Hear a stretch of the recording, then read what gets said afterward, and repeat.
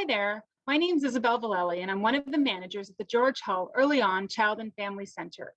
I'd like to welcome you to the newest edition of videos that the EarlyON team has created.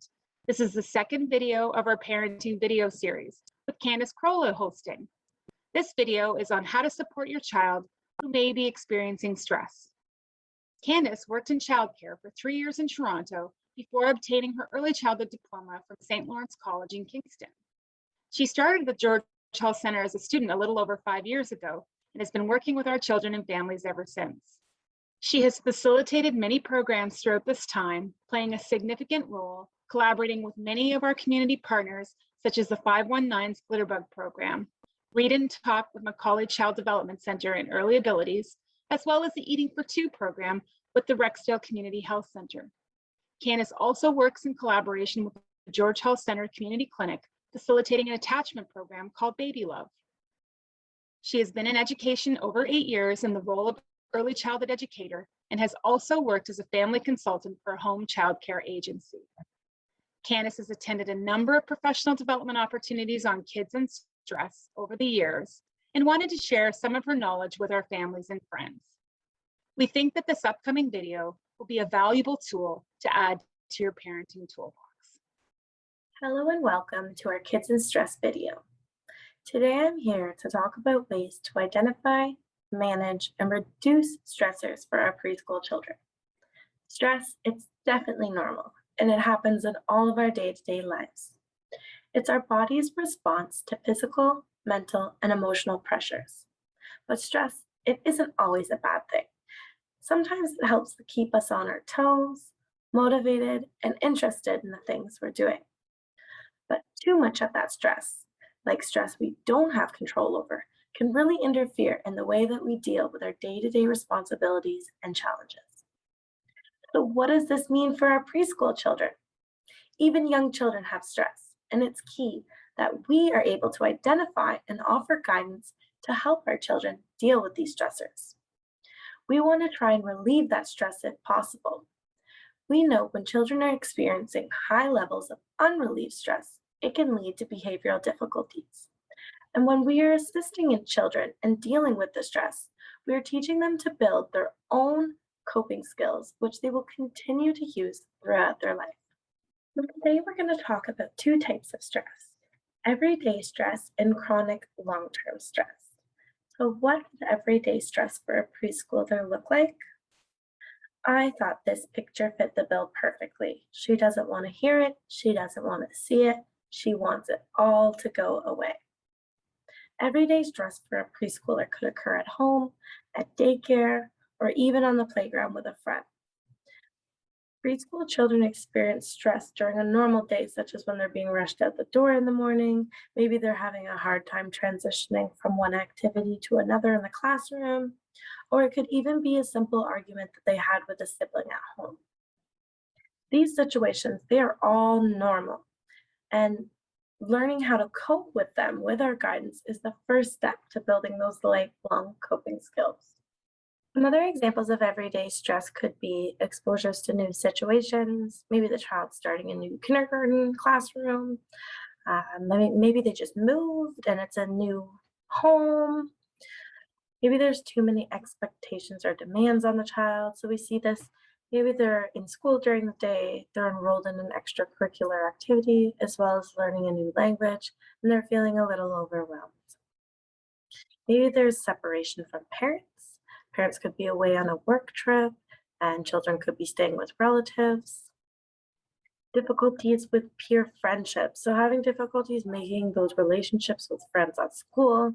Maybe you're also noticing that they're having fights or disagreements with their siblings at home. And then again, new beginnings. So maybe it's a new kindergarten, maybe it's a new home, just a new setting altogether. So what is chronic long-term stress?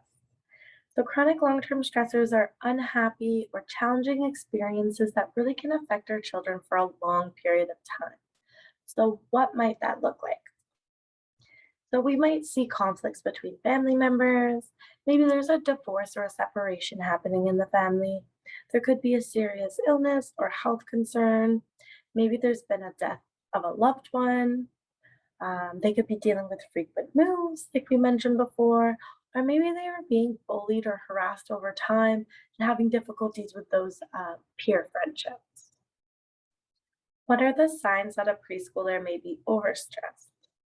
Well, we all know that when children feel stressed, it usually comes out in their behavior. For example, a preschooler might have a tantrum, and this is definitely one common stress response, and it's often due to a combination of stressors. Maybe they're tired, they could be bored due to a lack of stimulation, or maybe they're hungry. So these could all be contributing factors. Some other signs that you may notice when a child is dealing with too much stress, they could have nervous habits such as nail biting, thumb sucking, hair twisting. You could notice that they're having a hard time sleeping, eating, trouble relaxing. There could be unusual sleep patterns and nightmares happening, reoccurring headaches, tummy aches, or neck pains, increased irritability, sadness, panic, anger, anxiety. These are all signs that a child's dealing with too much stress.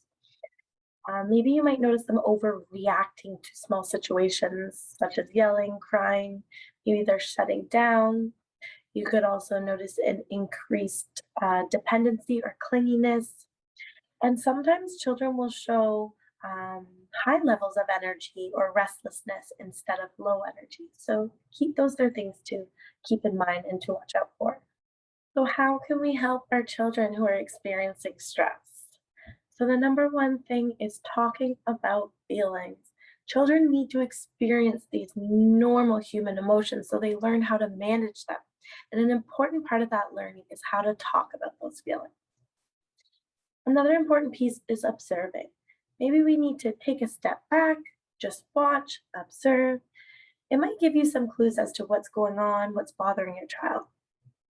And just being there. Sometimes children don't feel like talking about what's bothering them, and that's okay. Try to give them some space, respect that, and show them that you'll be there when they do feel like talking about it. And transition times. So this is always a difficult one, even for the best of times. So trying to make those transition times as smooth as possible. Remember that feeling rushed puts pressure on children. For example, mornings can be a hard time for transitions. So we might look for ways to make your mornings less rushed. Try getting up a half an hour earlier, get clothes, lunches, and backpacks ready the night before. Prepare your child by talking to them ahead of time. And also remembering that each child is different. Different children equal different experiences. So here are some other ideas that we can use to help children reduce the stress. So we want to make sure that they have some unstructured playtime. We want to allow children to make small decisions that are appropriate for their age, letting them pick what they want to do. What do you want to play with? Where do you want to play? And vigorous physical activity, making sure they have the time and really engaging in that physical activity. We really want to limit TV, computer, and video game time. We know that children require 10 to 12 hours of sleep every night to feel their best. So really establishing a regular bedtime routine with a quiet, calming activity. Maybe we could listen to some music. We could read a book or play a quiet game for half an hour before bed. We really want to encourage children to be active and for parents and caregivers to be active with them. Go for walks, go to the park, put some music on and have a family dance party. Ultimately, we really want to help children find ways to reduce the feelings of stress by getting them involved in activities that they really do enjoy. Can stress be avoided? Yes, it absolutely can be.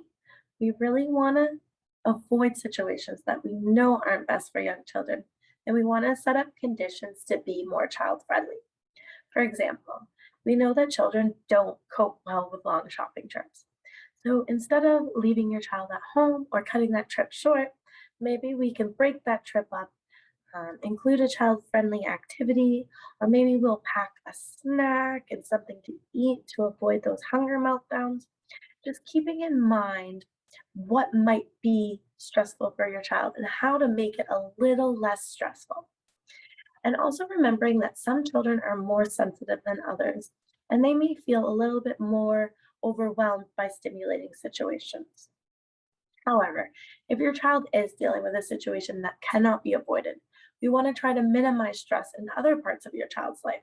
For example, trying to keep the daily routines regular, predictable, and simple. Thank you so much, Candice, for a very informative video on kids and stress. I appreciated hearing about everyday stress versus long-term chronic stress, and I'm reminded that stress is normal and isn't always a terrible thing, but it can motivate us and keep us on track. This presentation underlined for me how important it is to talk about our feelings and role model for our children around how to talk about these feelings. It also reminded me that the importance of taking a moment to observe and look for clues around what might be bothering our children is important. It also reminded me about the importance of taking a moment to observe and look for clues around what might be bothering our children. And that sometimes children need time to process too, so that it's important to give them a little space. Some other insights that you covered are that we can help reduce stress by ensuring that our children have unstructured playtime, that they get 10 to 12 hours of sleep at night, and that we encourage physical activity, and that their routines are simple and predictable.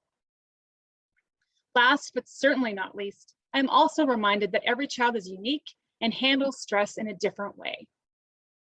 If you would like more information on kids and stress, please do not hesitate to reach out to Candice or any member of the team at the George Hall EarlyON Centre.